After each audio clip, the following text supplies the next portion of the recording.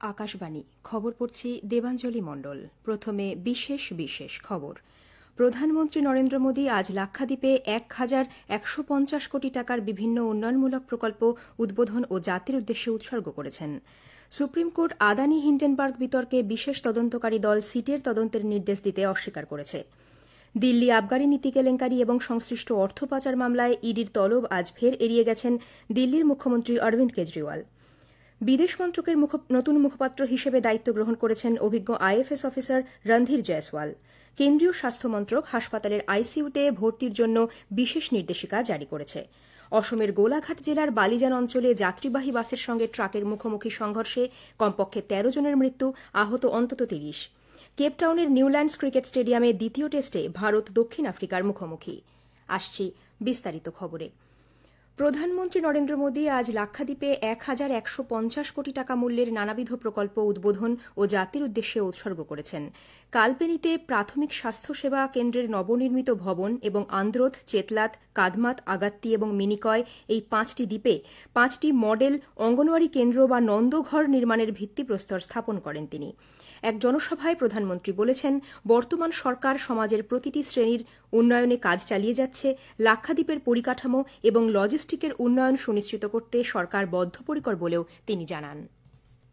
Kochi Lakshadweep submarine optical fibre project का लोकार्पण हो गया है। अब लक्षद्वीप में भी 100 गुना अधिक स्पीड से इंटरनेट चल पाएगा। इससे सरकारी सेवाएं हो, इलाज हो, एजुकेशन हो, डिजिटल बैंकिंग हो, ऐसी अनेक सुविधाएं और बेहतर होगी। लक्षद्वीप में लॉजिस्टिक्स सर्विस का हब बनाने की जो संभावनाएं हैं उनको भी इससे बल मिलेगा। প্রধানমন্ত্রী এর আগে আগাত্তি দ্বীপের বিভিন্ন সরকারি প্রকল্পের সুবিধা প্রাপকদের উদ্দেশ্যে গতকাল ভাষণ দেন। তিনি বলেছেন, মৎস্যজীবী সম্প্রদায়ের উন্নতিকল্পে সরকার বিবিধ সুযোগ সুবিধা এনেছে। আগাত্তি বিমানবন্দরের পাশে অবস্থিত আইস প্লান্ট সামুদ্রিক খাদ্য রপ্তানি এবং সামুদ্রিক খাদ্য প্রক্রিয়াকরণ ক্ষেত্রকে সমৃদ্ধ করে তুলবে।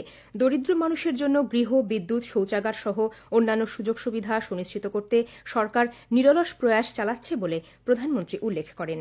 শ্রী মোদী গতকাল তামিলনাড়ুর তিরুচিরাপল্লিতে বিমান পরিবহন, রেল, সড়ক যোগাযোগ, তেল ও গ্যাস, জাহাজ, উচ্চশিক্ষা ক্ষেত্রে ২০,০০০ কোটি টাকারও বেশি মূল্যের একাধিক উন্নয়নমূলক প্রকল্পের উদ্বোধন ও শিলান্যাস করেছেন। ১,১০০ কোটি টাকা ব্যয়ে নির্মিত তিরুচিরাপল্লি আন্তর্জাতিক বিমানবন্দরের নতুন টার্মিনাল ভবনেরও উদ্বোধন করেন তিনি। এর আগে ভারতীদাসান বিশ্ববিদ্যালয়ের ৩৮তম সমাবর্তন অনুষ্ঠানে ভাষণ দেন শ্রী মোদী। লাক্ষাদ্বীপ সফর সেরে প্রধানমন্ত্রী আজ কেরলের কোচি যাবেন। বিকেলে ত্রিশূরের থেক্কিনাড় ময়দানে তিনি বিভিন্ন কাজের সঙ্গে যুক্ত ২ লক্ষ মহিলার এক বিশাল সমাবেশে ভাষণ দেবেন। এই জনসভার নাম দেওয়া হয়েছে স্ত্রী শক্তি সঙ্গমম। সংসদের উভয় কক্ষে মহিলা সংরক্ষণ বিল সাফল্যের সঙ্গে অনুমোদিত হওয়ায় শ্রী মোদীকে অভিনন্দন জানাতেই বিজেপির কেরল ইউনিট এই জনসভার আয়োজন করেছে। সুপ্রিম কোর্ট আদানি হিন্ডেনবার্গ বিতর্কে বিশেষ তদন্তকারী দল সিটের তদন্তের নির্দেশ দিতে অস্বীকার করেছে। শেয়ার বাজার নিয়ন্ত্রণ কর্তৃপক্ষ সেবির হাত থেকে তদন্তভার নিয়ে সিটকে দিয়ে তদন্তের আবেদন খারিজ করে দিয়ে প্রধান বিচারপতি ডিওয়াই চন্দ্রচূড় এবং বিচারপতি জেবি পারদিওয়ালার বেঞ্চ বলেছেন, তদন্তের ক্ষেত্রে সেবির কোনো গাফিলতি নেই। আদানি গোষ্ঠীকে স্বস্তি দিয়ে শীর্ষ আদালত জানায়, জর্জ সোরেসের হিন্ডেনবার্গ রিপোর্ট বা এই ধরনের কিছুর ওপর ভিত্তি করে সেবির তদন্ত প্রক্রিয়া নিয়ে প্রশ্ন তোলা যায় না বা আদালত নিয়ন্ত্রক সংস্থার এখতিয়ারে প্রবেশ করতে পারে না। আইন মেনেই সেবি আদানি গোষ্ঠীর বিরুদ্ধে ওঠা শেয়ার কারচুপির অভিযোগের তদন্ত চালিয়ে যাবে। দিল্লি আবগারি নীতি কেলেঙ্কারি এবং সংশ্লিষ্ট অর্থ পাচার মামলায় এনফোর্সমেন্ট নির্দেশালয় ইডি দিল্লির মুখ্যমন্ত্রী অরবিন্দ কেজরিওয়ালকে আজ জিজ্ঞাসাবাদের জন্য তলব করলেও তিনি হাজিরা এড়িয়ে যান। এই সমনকে বেআইনি আখ্যা দিয়ে কেজরিওয়াল তলব এড়িয়ে গেছেন। এ নিয়ে এই মামলায় আপের আহ্বায়ক কেজরিওয়ালকে তৃতীয়বার তলব করা হয়েছিল। এর আগে নভেম্বর এবং ডিসেম্বরে তাঁকে ডাকা হলেও তদন্তকারী সংস্থার সামনে তিনি হাজির হননি। আম আদমি পার্টি জানিয়েছে, কেজরিওয়ালের তলব নিয়ে তারা আইন অনুযায়ী কাজ করবে। এদিকে দিল্লি বিজেপির প্রধান বীরেন্দ্র সচদেব বলেছেন, কেজরিওয়াল ইডির জিজ্ঞাসাবাদ এড়িয়ে চলছেন, তাঁর উচিত তদন্তকারী সংস্থার সম্মুখীন হওয়া। অবৈধ খনি মামলায় ঝাড়খণ্ডের মুখ্যমন্ত্রী হেমন্ত সোরেনের ঘনিষ্ঠ একাধিক ব্যক্তির বাড়ি এবং অফিসে তল্লাশি চালাচ্ছে এনফোর্সমেন্ট নির্দেশালয়। আজ সকালে হেমন্ত সোরেনের প্রেস উপদেষ্টা অভিষেক প্রসাদ ওরফে পিন্টুর বাড়িতে গেছেন আধিকারিকেরা। কেন্দ্রীয় বাহিনীর জওয়ানরা তাঁর বাড়ি ঘিরে রেখেছেন। পাশাপাশি সাহেবগঞ্জ জেলাশাসকের বাড়ি এবং অফিসেও চলেছে তল্লাশি। মোট 12টি স্থানে আজ অভিযান চলছে বলে সংবাদ মাধ্যম সূত্রে খবর। কেন্দ্রীয় স্বাস্থ্যমন্ত্রক হাসপাতালের আইসিইউতে ভর্তির জন্য বিশেষ নির্দেশিকা জারি করেছে। সংকটজনক কোনো রোগী বা তাঁর আত্মীয় যদি অনুমতি না দেন, তাহলে হাসপাতালগুলি সেই রোগীকে আইসিইউতে সরাসরি ভর্তি নিতে পারবে না। একমাত্র কোনো অঙ্গ বিকল হয়ে যাওয়া বা শারীরিক অবস্থা দ্রুত খারাপ হচ্ছে এমন আশঙ্কার ক্ষেত্রেই সংকটজনক রোগীকে আইসিইউতে দেওয়া যেতে পারে। এরকম ক্ষেত্রে রোগীর রক্তচাপ, হৃদগতি, শ্বাস প্রশ্বাসের হার, অক্সিজেনের মাত্রার মতো গুরুত্বপূর্ণ বিষয়গুলির দিকে নিয়মিত নজর রাখার কথাও নির্দেশিকায় উল্লেখ রয়েছে। নতুন ভারতীয় ন্যায় সংহিতা নিয়ে সমস্ত সমস্যার নিষ্পত্তি হয়ে যাওয়ায় দেশজুড়ে পরিবহন ধর্মঘট প্রত্যাহার করে নেওয়া হয়েছে। এই ন্যায় সংহিতা রূপায়ণের আগে তাদের সঙ্গে আলোচনা করা হবে বলে কেন্দ্রের আশ্বাসের প্রেক্ষিতে ট্রাক চালকদের সংগঠন গতরাতে এই ধর্মঘট তুলে নেওয়ার কথা জানায়। দেশে কোভিড আক্রান্তের সংখ্যা ধীরে ধীরে বাড়ছে। গতকাল 24 ঘণ্টায় নতুন করে করোনা আক্রান্ত হয়েছেন 602 জন, মৃত্যু হয়েছে 5 জন আক্রান্তের। এই মুহূর্তে ভারতে চিকিৎসাধীন কোভিড আক্রান্তের সংখ্যা 4440 বলে জানিয়েছে কেন্দ্রীয় স্বাস্থ্য মন্ত্রক। এই খবর আপনারা শুনছেন আকাশবাণী থেকে।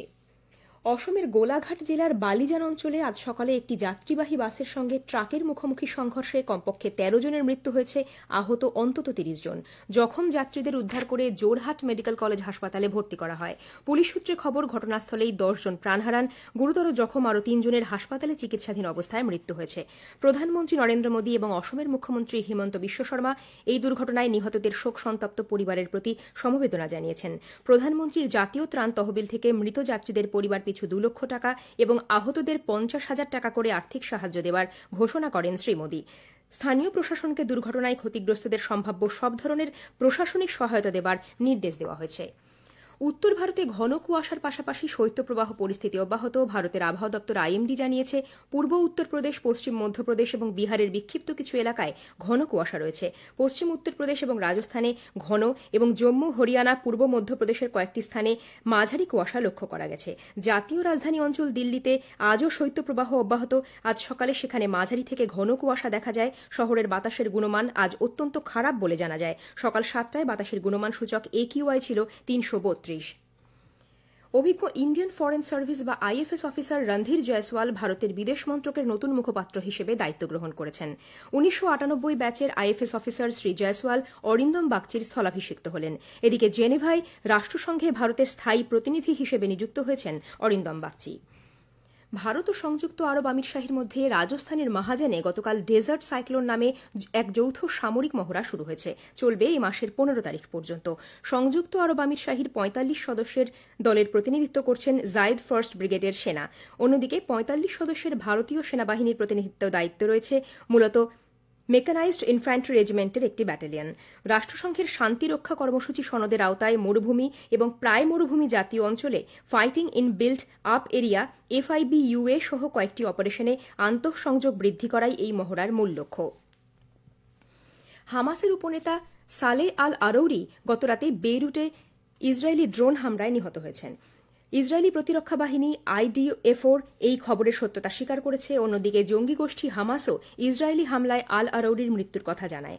লেবাননের তত্ত্বাবধায়ক প্রধানমন্ত্রী নাজিব নিকাতি সালেহ আল আরৌরির হত্যার ঘটনায় নিন্দা করে শোক ব্যক্ত করেছেন। উল্লেখ্য, 57 বছরের আরৌরি ছিলেন লেবাননের বাসিন্দা। তিনি হামাস জঙ্গি গোষ্ঠীর রাজনৈতিক ব্যুরোর ডেপুটি ডিরেক্টর হিসেবে কাজ করতেন। 2010-এ ইসরায়েলের কারাগার থেকে তিনি ছাড়া পান। উপরাষ্ট্রপতি জগদীপ ধনখড় আজ একদিনের সফরে জম্মু কাশ্মীর যাচ্ছেন। শেরে কাশ্মীর কৃষি বিজ্ঞান ও প্রযুক্তি বিশ্ববিদ্যালয়ের 8ম সমাবর্তন অনুষ্ঠানে প্রধান অতিথির পদ অলঙ্কৃত করার কথা রয়েছে তাঁর। কাঠুয়ার বায়োটেক স্টার্টআপ এক্সপোর উদ্বোধনী অনুষ্ঠানেও শ্রী ধনখড়ের প্রধান অতিথি হিসেবে কথা। কেপটাউনের নিউল্যান্ডস ক্রিকেট স্টেডিয়ামে আজ দ্বিতীয় ক্রিকেট টেস্টে ভারত দক্ষিণ আফ্রিকার মুখোমুখি হয়েছে। টসে জিতে দক্ষিণ আফ্রিকা প্রথমে ব্যাট করছে। চোট সারিয়ে সুস্থ হয়ে উঠেছেন অলরাউন্ডার রবীন্দ্র জাদেজা। দ্বিতীয় টেস্টে তাঁর দলে থাকার সম্ভাবনা। উল্লেখ্য, সেঞ্চুরিয়ানের সুপার স্পোর্ট পার্কে প্রথম টেস্টে দক্ষিণ আফ্রিকা ভারতকে 1 ইনিংস এবং 32 রানে হারিয়ে 2 ম্যাচের টেস্ট সিরিজে 1-0 এগিয়ে রয়েছে। শেষ করার আগে খবরের বিশেষ কিছু অংশ আরও একবার। প্রধানমন্ত্রী আজ লাক্ষাদ্বীপে 1150 কোটি টাকার বিভিন্ন উন্নয়নমূলক প্রকল্প উদ্বোধন ও জাতির উদ্দেশ্যে উৎসর্গ করেছেন। সুপ্রিম কোর্ট আদানি হিন্ডেনবার্গ বিতর্কে বিশেষ তদন্তকারী দল সিটের তদন্তের নির্দেশ দিতে অস্বীকার করেছে। বিদেশ মন্ত্রকের নতুন মুখপাত্র হিসেবে দায়িত্ব গ্রহণ করেছেন অভিজ্ঞ আইএফএস অফিসার রণধীর জয়সওয়াল। খবর শেষ হলো।